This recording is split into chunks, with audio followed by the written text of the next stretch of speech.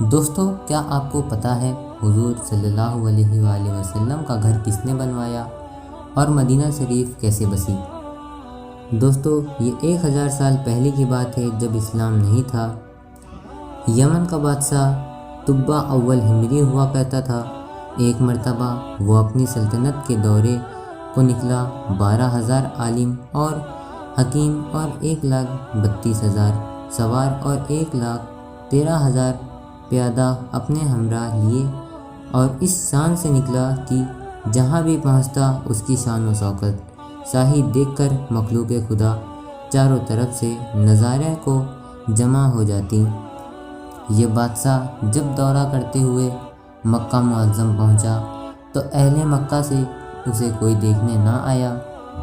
بادشاہ حیران ہوا اور اس نے اپنے وزیروں سے اس کی وجہ پوچھی۔ انہوں نے بتایا کہ اس شہر میں ایک گھر ہے جسے بیت اللہ کہتے ہیں، اس کی اور اس کے خادموں کی جو یہاں کے باشندے ہیں تمام لوگ بے حد تعظیم کرتے ہیں، اور جتنا آپ کا لشکر ہے اس سے کئی گنا زیادہ دور اور نزدیک سے لوگ اس گھر کی زیارت کو آتے ہیں اور یہ کہ باشندے کی خدمت کر کے چلے جاتے ہیں۔ پھر آپ کا لشکر ان کے خیال میں کیوں آئے؟ یہ سن کر بادشاہ کو غصہ آیا اور قسم کھا کر کہنے لگا کہ میں اس گھر کو کھدوا دوں گا اور یہاں کے باشندے کو قتل کروا دوں گا۔ یہ کہنا تھا کہ بادشاہ کے ناک، منہ اور آنکھوں سے خون آنے لگا۔ ایسا بدبودار مادہ بہنے لگا کہ اس کے پاس بیٹھنے کی کسی کی طاقت نہ ہوتی۔ اس مرض کا علاج کیا گیا مگر اچھا نہیں ہوا۔ شام کے وقت بادشاہ کے ساتھ عالموں کے ربانی تشریف لائے اور نبض دیکھ کر فرمایا کہ یہ مرض آسمانی ہے اور علاج زمینی ہو رہا ہے۔ اے بادشاہ، آپ نے اگر کوئی بری نیت جو آسمانی کتاب کے عالم سے توبہ کر وہاں کی مٹی کو سونگھا۔ بادشاہ نے دل ہی گلیوں کو بیت اللہ سے دیکھا اور نبی آخر خدام و کعبہ میں حضرتگاہ معطلی جو اپنے ارادے سے توبہ کی تھی، توبہ کرتے ہی اس کے وہ خون پایا اور آپس میں عہد بند ہو گیا کہ ہم یہیں مر جائیں گے، پھر صحت کی خوشی میں نہ چھوڑیں گے۔ اس نے بیت اللہ شریف ہماری قسمت سے چڑھایا، ساتھ دیا اور شہر کے کبھی نہ کبھی جب ساتھ ساتھ اشرفی نبی صلی اللہ علیہ وسلم جہاں تشریف لائیں گے ہمیں یہاں سے چل کر جب مدینہ منورہ پہنچا، ورنہ ہماری قبروں پر تو ضرور کبھی نہ کبھی ان کی جوتیوں کی مقدس خاک اڑ کر پڑ جائے گی جو ہماری نجات کے لیے کافی ہے۔ ویورز، یہ بات یاد رہے، مدینہ شریف اب تک بسا نہیں تھا، یہاں خالی میدان تھا۔ یہ بات سن کر بادشاہ نے ان عالموں کو واسطے 400 مکان بنوائے۔ بڑے عالم ربانی کے مکان کے پاس حضور صلی اللہ علیہ وآلہ وسلم کے خاطر 1-2 منزلیں عمدہ مکان تیار کرایا اور وصیت کر دی کہ جب آپ تشریف لائیں تو یہ مکان آپ کی آرام گاہ ہوگی، اور ان 400 عالموں کی کافی امداد بھی کی۔ کہا تم ہمیشہ یہی رہو۔ پھر بڑے عالم ربانی کو ایک خط لکھ کر دیا، کہا کہ یہ میرے خط ہے اس نبی آخر الزماں صلی اللہ علیہ وآلہ وسلم کی خدمت اقدس میں پیش کر دینا، اور اگر زندگی بھر تم حضور صلی اللہ علیہ وآلہ وسلم کی زیارت کا موقع نہ ملے تو اپنی اولاد کو وصیت کر دینا کہ نسل بنسل میرا یہ خط محفوظ رہے، حتیٰ کہ سرکار اقدس صلی اللہ علیہ وآلہ وسلم کی خدمت میں پیش کیا جائے۔ یہ کہہ کر بادشاہ وہاں سے چلا گیا۔ ویورز، 1000 سال بعد حضور صلی اللہ علیہ وآلہ وسلم کی خدمت میں یہ خط پیش ہوا، اور خط میں کیا لکھا تھا سنیے۔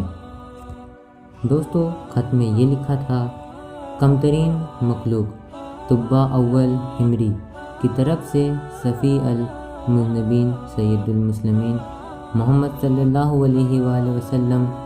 اے اللہ کے حبیب، میں آپ پر ایمان لاتا ہوں اور جو کتاب آپ پر نازل ہوگی اس پر بھی ایمان لاتا ہوں، اور میں آپ کے دین پر ہوں۔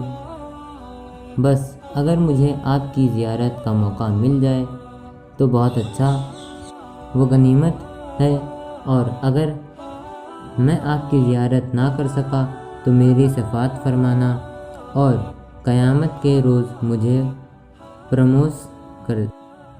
فراموش نہ کرنا۔ میں آپ کی پہلی امت میں سے ہوں اور آپ کے ساتھ آپ کی آمد سے پہلے ہی بیعت کرتا ہوں۔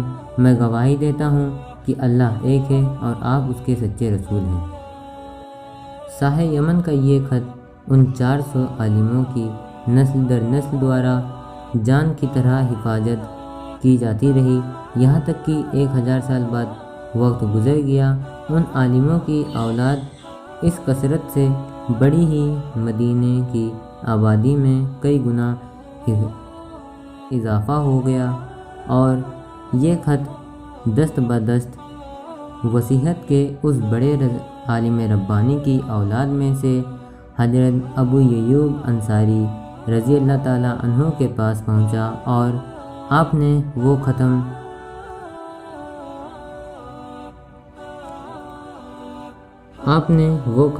غلام خاص ابو لیلہ کی حفاظت میں رکھا۔ جب حضور صلی اللہ علیہ وآلہ وسلم مکہ معظم سے ہجرت فرما کر مدینہ منورہ پہنچے اور مدینہ منورہ کی الوداعی گھاٹی سنیت کی گھاٹیوں سے آپ کی اونٹنی نمودار ہوئی، اور مدینے کی لوگ محبوب خدا کے استقبال کرنے کو ذوق در ذوق بھیڑ کی بھیڑ آ رہی، کوئی اپنے مکانوں کے سجا رہا ہے اور کوئی دعوت کا انتظام کر رہا تھا، اور سب یہی اشرار کر رہے ہیں کہ حضور صلی اللہ علیہ وآلہ وسلم میرے گھر تشریف لائیں۔ حضور صلی اللہ علیہ وآلہ وسلم نے فرمایا کہ میری اونٹنی کی نکیل چھوڑ دو، جس گھر میں یہ ٹھہرے اور بیٹھ جائے گی وہیں میری آرام گاہ ہوگی۔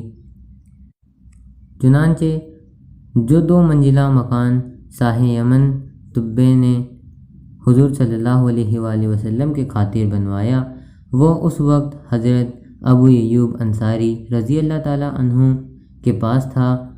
اسی حضور صلی اللہ علیہ وآلہ وسلم کی اونٹنی جا کر ٹھہر گئی۔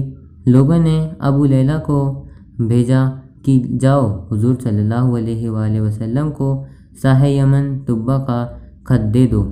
جب ابو لیلہ حاضر ہوئے تو حضور صلی اللہ علیہ وآلہ وسلم نے اسے دیکھتے ہی فرمایا، تو ابو لیلہ ہے؟ یہ سن کر ابو لیلہ حیران ہو گئے۔ حضور نے پھر فرمایا، میں محمد صلی اللہ علیہ وآلہ وسلم ہوں۔ شاہ یمن کا جو میرا خط تمہارے پاس ہے لاؤ، وہ مجھے دو۔